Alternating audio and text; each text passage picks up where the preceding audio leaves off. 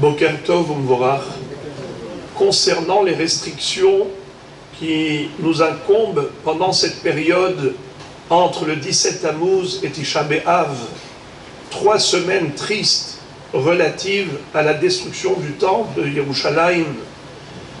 Alors on a parlé de la musique qui est interdite en cette période.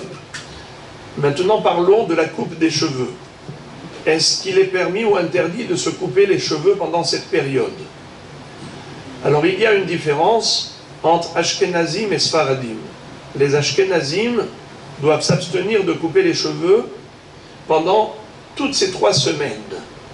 Alors que le Mechaber, pour les Sfaradim, n'a interdit que les Shavua chez Halbo, la semaine durant laquelle tombe Tisha B'Av. Il y a beaucoup de Sfaradim qui ont adopté, qui ont le comportement, le minhag, la coutume, comme les Ashkenazim.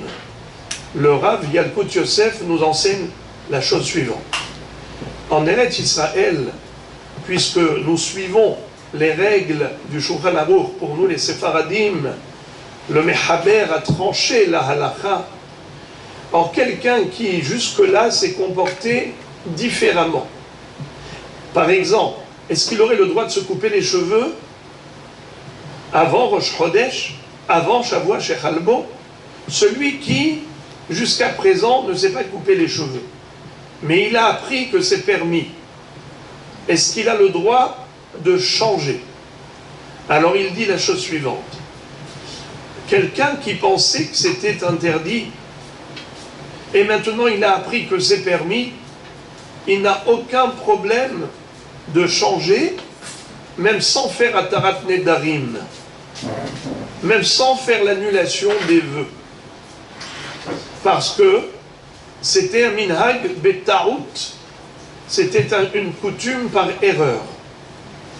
Tandis que, s'il savait que c'est permis, mais malgré tout, il a adopté le minhag ashkenaz. Exemple, un bahour yeshiva, qui se trouve dans une yeshiva ashkenaz, mais lui il est séfarade.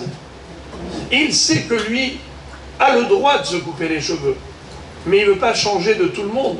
Et donc il a adopté le minhag ashkenaz comme une humra. Alors lui devra faire Atarat Nedarim le jour où il voudra reprendre son minhag séfarade, qui est plus tolérant quant à la coupe des cheveux avant la semaine de Tisha B'Av. Voilà donc la règle concernant la Atarat Nedarim. Si c'est une coutume qu'on a adoptée par erreur, pas besoin de Atarat Nedarim.